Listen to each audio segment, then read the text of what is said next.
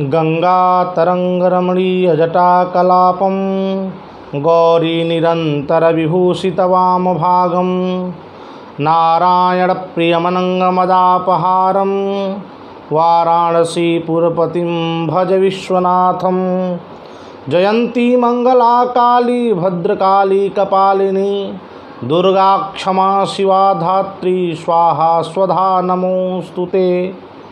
स्नेही सुधीजन, नवरात्र का प्रारंभ होने वाला है। इसी को लेकर आज मैं जिस व्यक्ति को जैसी कामना रहती है उसी के हिसाब से वह चंडी पाठ की आवृत्ति करता है। वाराही तंत्र में भगवान शिव और पार्वती का यह संवाद है। उस संवाद में भगवान शिव जो है माँ पार्वती से यह बताते हैं कि चंडी पाठ के, दुर्गा सप्तशती के कितने आवृत्ति का क्या क्या फल है, उसी का विवेचन मैं आपके सामने कर रहा हूँ। शिव उवाच, भगवान शिव कहते हैं, चंडी पाठ फलम देवी श्रुध्वा गदतो मम एक वृत्तादि पाठानाम यथावत कथयामि ते। भगवान कहते हैं कि हे देवी, मैं एक या एक से अधिक आवृत्ति का पाठ, चंडी पाठ जो उसका क्या फल होता है उसको मैं बताता हूँ। भगवान कहते हैं कि उपसर्ग की शांति के लिए मनुष्य को चंडी पाठ की 3 आवृत्तियाँ पढ़नी चाहिए। यदि ग्रहों से आप परेशान हैं, ग्रहों के चलते आपको कष्ट है, तो भगवान शंकर कहते हैं कि आपको चंडी पाठ की 5 आवृत्तियाँ करनी चाहिए। यदि किसी तरह का महाभय उत्पन्न हो, भूत प्रेत पिशाच आदि का डर आपको लगता हो, तो उस समय आपको दुर्गा सप्तशती का चंडी पाठ का 7 आवृत्ति पाठ करना चाहिए। और सबसे उत्तम तो कहा जाता है किसी भी कामना के लिए सर्व कामनार्थ। भगवान कहते हैं कि सर्व कामनार्थ आपको दुर्गा सप्तशती के 9 आवृत्ति पाठ करने को का जो फल है वह वाजपेय के फल के बराबर मिलता है। इसके बाद भगवान कहते हैं कि राजा को वश में करने के लिए, ऐश्वर्य धन सुख आदि के लिए आपको 11 आवृत्ति पाठ करनी चाहिए।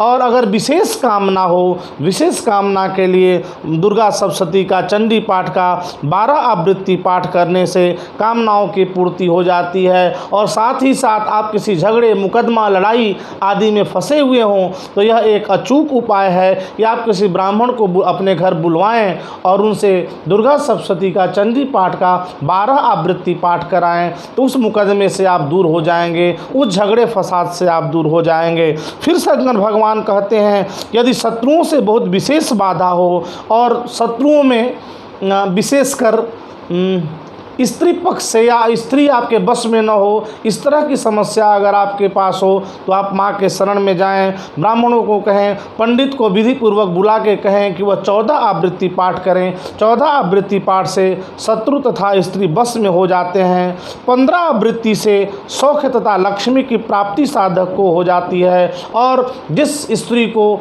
पुरुष आदि की प्राप्ति, पुत्र आदि की प्राप्ति न हो पा रही हो, जो बंध्या स्त्री हों, अगर वो माँ के शरण में जाएं तो उनको पुत्र की उत्पत्ति हो जाती है। उसके लिए उनको 16 आवृत्ति पाठ करना जरूरी है। भगवान कहते हैं कि 16 आवृत्तियों से पुत्र, पौत्र, धन धान्य का आगम जानना चाहिए।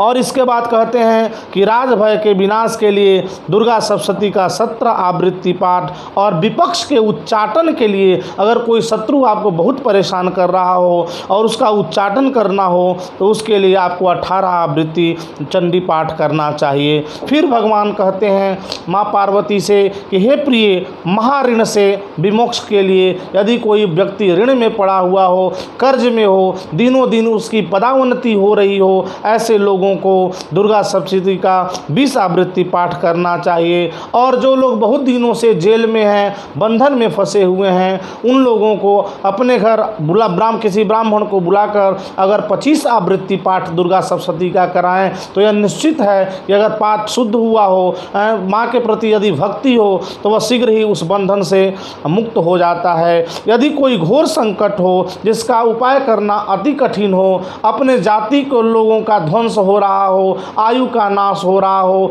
ग्रहों में द्वितीयेश और सप्तमेश यानी मार्केश की दशा चल रही हो, शत्रुओं की वृद्धि हो, रोग में बहुत वृद्धि हो, धन नाश हो, अचल संपत्ति जो है आपका वह क्षय हो रहा हो, तरह तरह के उत्पात जो है त्रिविध उत्पात जिसको कहते हैं वह उत्पन्न हो, घोर पातक लग गया हो, तब 100 आवृत्ति चंडी पाठ करने से शुभ हो जाता है, उसकी विपत्तियां नष्ट हो जाती हैं तथा उसे परम गति प्राप्त होती है।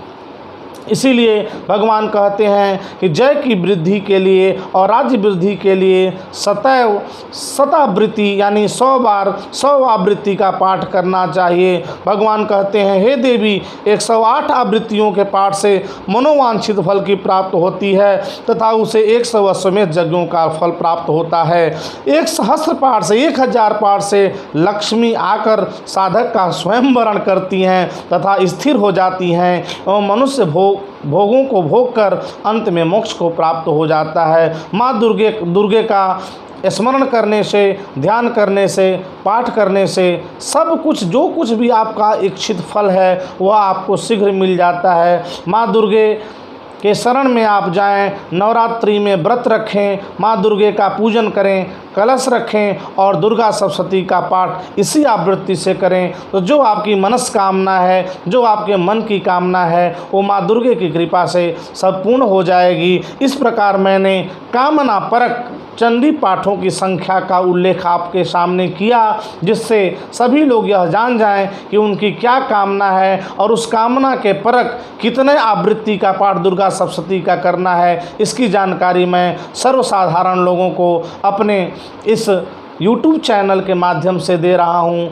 भगवान सबका भला करें, माँ दुर्गे की कृपा सब पर रहे, यही प्रार्थना है। मैं काशी से आचार्य पंडित धीरेन्द्र पांडे सभी लोगों के सर्वे भवन्तु सुखिनः, सर्वे सन्तु निरामया, सर्वे भद्राणि पश्यन्तु, माँ कश्चित् दुर्भाग्य भवेत्, ऐसा प्रार्थना करते हुए सभी के लिए माँ दुर्गे से प्रार्थना करता हूँ वो सभी को सुखी रखें, सभी आनंद रहें और इस काशी में बाबा विश्वनाथ की कृपा से सबके लिए मोक्ष द्वार खुला रहे, सब आनंदित रहें, यही कामना है। स्नेही सुधीजनों को मेरा प्रणाम, नमस्कार।